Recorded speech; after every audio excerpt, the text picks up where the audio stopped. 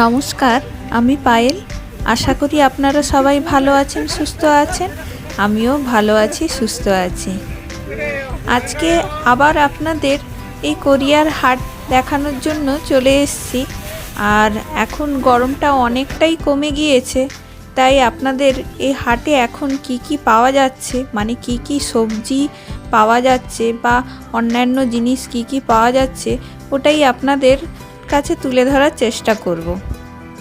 আর বর্তমানে কোরিয়াতে শীতের আমেজ শুরু হয়ে গিয়েছে, তাই এই হাটে বা বাজারে বিভিন্ন ধরনের ফুলের গাছও বিক্রি হওয়া শুরু হয়ে গিয়েছে। মানে শীতকালের যে মৌসুমি ফুলগুলো আছে ওই ফুল। চলুন সামনের দিকে যাওয়া যাক।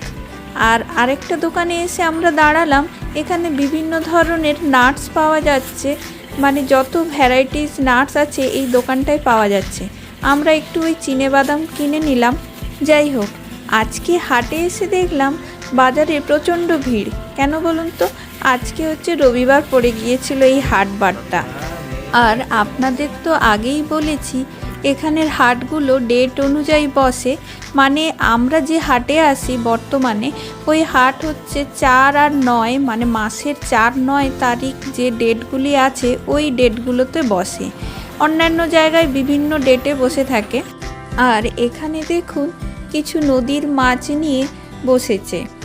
আগে এইখান থেকে আমরা মাছ কিনতাম, কিন্তু একটাই অসুবিধা, আমাদের দুজনের পক্ষে এত বড় মাছ শেষ করা খুবই কষ্টকর হয়ে যেত। তাই এখন আর এই নদীর মাছগুলো কিনি না। কিন্তু সত্যি খুব ভালো খেতে এই নদীর মাছগুলো, আসলে টাটকা টাটকা বিক্রি হয় তো তাই। আর একটু এগিয়ে দেখলাম এই অল্প জায়গায় গ্রিন অনিয়ন লিভ আর ওই রাঙা আলু পাতা এরকম অল্প কিছু নিয়ে বসেছে। আবার এপাশে দেখুন বিভিন্ন ধরনের সামুদ্রিক মাছ বিক্রি হচ্ছে। আমি প্রায় সারা বছরই এই হাটে বাজার করতে আসি, মানে প্রায় দিনই এখানে আসি। তো আমি একটা জিনিস লক্ষ্য করেছি, এই হাটগুলোতে সারা বছরই এই পেঁয়াজ পাতা আর ওই মূলো শাকের পাতা এগুলো প্রায় সময়ই পাওয়া যায়। যাই হোক, সামনের দিকে একটু এগিয়ে দেখলাম একটা জায়গায় অল্প কিছু পালং শাক নিয়ে বসেছে। তো ভাবলাম যে না, নিয়েই নিই, কারণ এই সমস্ত ছোট ছোট যে জায়গায় যারা নিয়ে বসে তারা নিজেদের বাড়িরই চাষ করা সবজি নিয়েই বসে থাকে। আর এদের কাছে সবজিগুলো অনেকটা ফ্রেশ পাওয়া যায়। যাই হোক, এখন যাব ওই আলু পেঁয়াজের দোকানে আলু পেঁয়াজ কিনতে, কারণ স্টোরগুলোয় আলু পেঁয়াজের দাম অনেকটাই বেশি আর পরিমাণে খুব কম দেয়। কোনটা নেবে? হ্যাঁ, ওইটা না, এটা বড় সাইজটা না, ওইটা ওই কর্নেরটা। হ্যাঁ,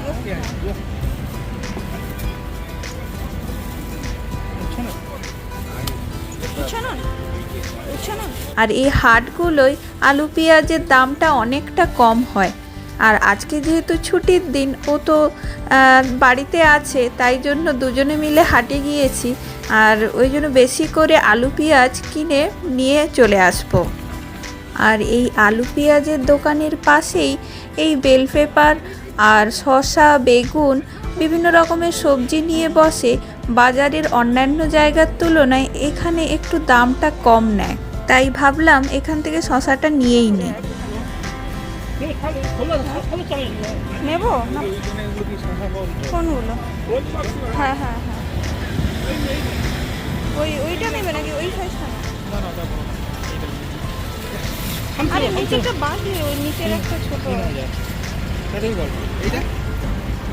আর এই হাটে বিভিন্ন ধরনের তো শসা পাওয়া যায়। আর এখানেই হচ্ছে এই দেশি শসাটার দামটা একটু কম হয়ে থাকে। বরাবরই এখান থেকেই আমি শসাটা কিনি।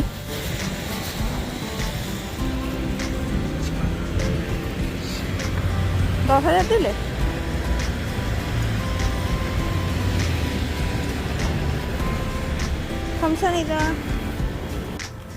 যাই হোক, হাটের অন্য একটি জায়গায় এসে দেখলাম এখানে খুব অল্প পরিমাণে ওই দেশি মুরগির ডিম নিয়ে বসেছে। আর এইগুলো দেখুন, এখানে কিন্তু এগুলো এখানকার কুল।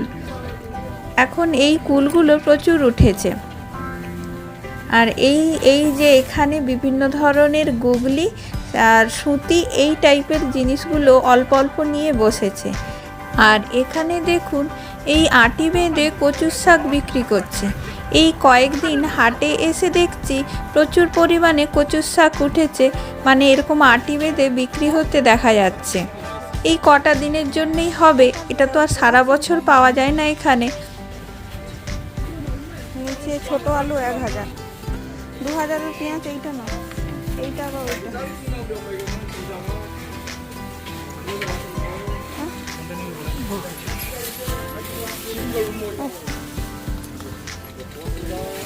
একটা নিলে তো হয়ে যাবে।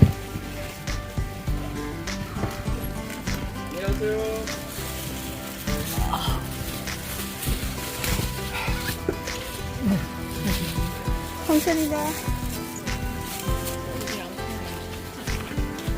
এই পাশে শাখার দামটা বেশি।